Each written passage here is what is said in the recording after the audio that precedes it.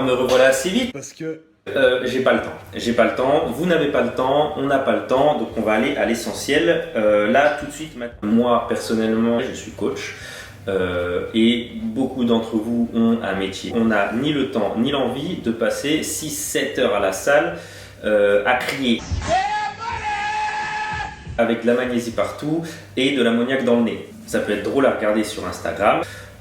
Pour le commun des mortels, vous ne pouvez pas avoir ce genre d'entraînement, à moins d'être étudiant, là vous avez énormément de temps, à moins d'être au RSA, là c'est même plus du temps que vous avez, ou d'être athlète de haut niveau, et dans ce cas, toute votre vie tourne autour de ça. Et si vous faites partie de ce genre de personnes, ne quittez pas la vidéo, laissez-la tourner en boucle, comme ça me fait des vues, mettez un like et dites en commentaire. La vidéo ne me concerne pas, mais je l'ai laissé tourner en boucle par respect pour ton travail incroyable, Ryan. Enfin bref, dites-vous qu'il y a des choses qui ne dépendent pas de vous. C'est déjà votre amplitude de journée, votre travail qui peut être éreintant physiquement et ou mentalement. Les gens qui sautent sur la voie ferrée en pleine heure de pointe. Un mioche qui a besoin d'être éduqué, tout ça, on ne peut pas forcément contrôler ce genre d'événement. Après, il y a des choses qu'on peut contrôler. Le temps qu'on passe sur Instagram à scroller, le temps qu'on passe sur Netflix à manger des chips, parce que oui, en fait, c'est très simple. Dites-vous que si à la fin d'une journée de travail, vous rentrez et que vous avez la possibilité de vous poser 1 heure, 2 heures devant la télé, avec votre gros bide à bouffer des chips, Arrive à soulever tout ça avec ton gros bide, ton gros porc de gros sac. C'est qu'il y a un problème et c'est que vous avez totalement le temps d'aller en salle de sport. Et ne me dites pas le contraire, ne me dites pas je suis fatigué, j'ai passé une mauvaise journée. Qu'est-ce qui va être bénéfique pour votre santé? Je ne pense pas que ce soit de regarder la télé et de scroller sur Instagram avec vos doigts pleins de chips et de bave. Mais concrètement, comment est-ce qu'on fait quand justement on a un objectif mais qu'on n'a pas le temps? Première étape, ne soyez pas sédentaire. Si vous n'arrivez déjà pas à faire 10 000 pas par jour, ne vous inscrivez même pas en salle de sport. Une fois que vous avez vos 10 000 pas journaliers, vous pouvez vous inscrire en salle de sport. Et quand vous êtes inscrit en salle de sport,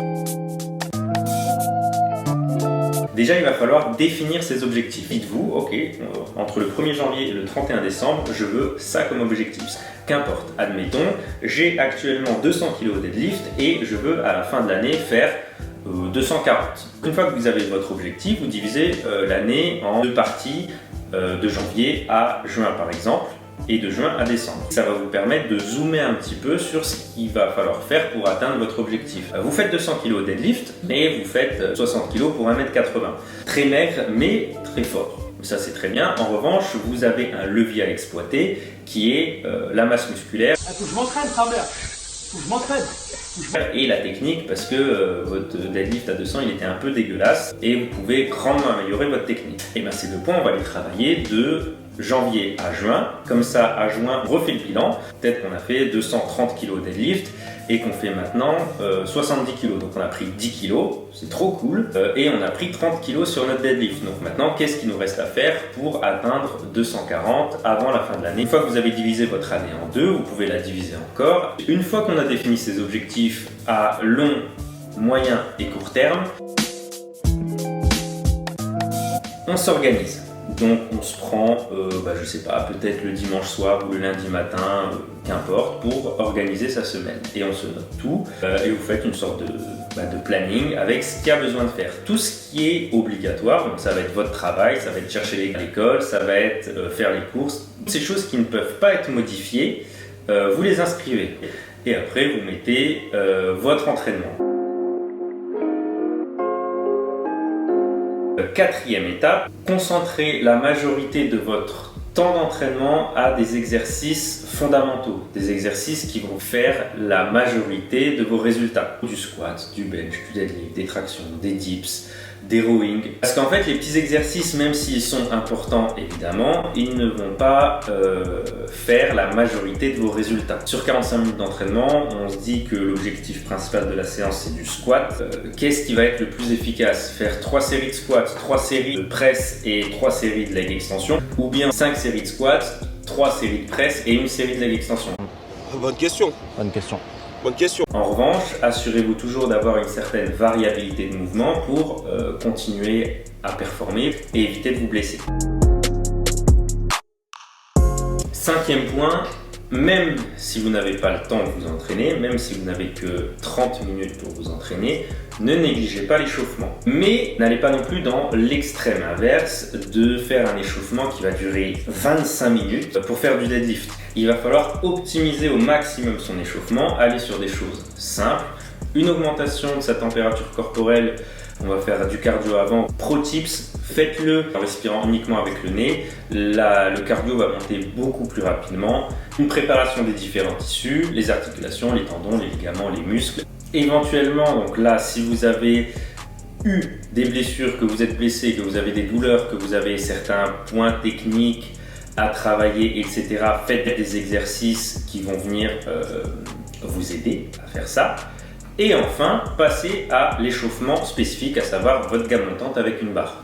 Dernier point,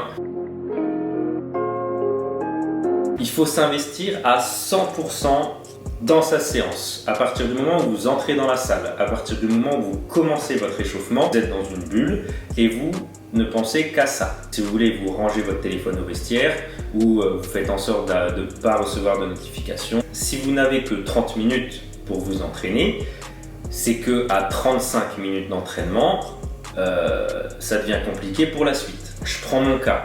Si, admettons, à 9h, je m'entraîne et qu'à 10h, je dois coacher dans une autre salle, le coaching commence à 10h. C'est-à-dire que je dois me démerder pour faire ma séance en moins d'une heure, de 9h à du coup 9h40, parce qu'en fait j'ai pas le choix et mon client qui a payé pour une prestation, il en a rien à foutre de ma top single au deadlift RPE8. Alors c'est peut-être chiant, on va pas se faire des copains, etc. Mais est-ce qu'en 30 minutes on a le temps de se faire des copains? Non. Alors dans ce cas, si tu veux faire ça, il n'y a pas de problème et tu vas à la salle et tu te dis ok, j'ai 30 minutes de kiff et je fais quelques pompes en discutant avec Karim. Mais là on veut progresser, donc je parle pas avec Karim. Karim, je vais te mettre dans la cuisinière, tu continues comme ça. Tout doit être calibré, votre séance, votre échauffement, votre gamme montante, votre musique, votre temps de repos, tout doit être millimétré. Donc pour conclure, niveau séance, alors je peux pas vous donner d'exemple qui va satisfaire tout le monde parce que ce serait vous mentir, pour des séances de moins d'une heure, 45 minutes, 30 minutes. Là, déjà ne prenez pas exemple sur le contenu des séances de votre powerlifter préféré, parce que lui, il peut se permettre de faire squat, top single lourde, back off avec du volume, repos, échauffement au bench, etc. Même chose, deadlift et sa séance dure 6 heures. Vous, si vous avez moins d'une heure pour vous entraîner, c'est impossible de faire ça. Et si vous le faites, croyez-moi, c'est fort probable que votre séance ait été très peu productive. Je recommanderais plutôt d'orienter ces séances autour d'un seul mouvement et d'avoir de l'accessoire après. Si votre objectif est de performer sur une rep max, il va falloir faire régulièrement une rep, que ce soit sur une intensité faible ou haute, et ça demande un certain temps de préparation, de mise en place, une gamme montante, etc.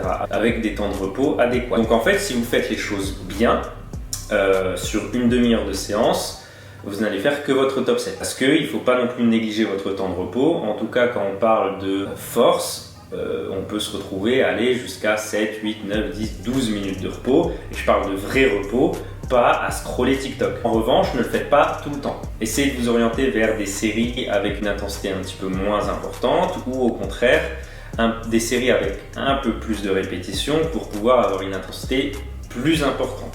Donc voilà pour moi, j'espère vous avoir aidé. Si c'est le cas, dites-le en commentaire et si je ne vous ai pas aidé, dites-le aussi aux commentaires, comme ça il y a du référencement.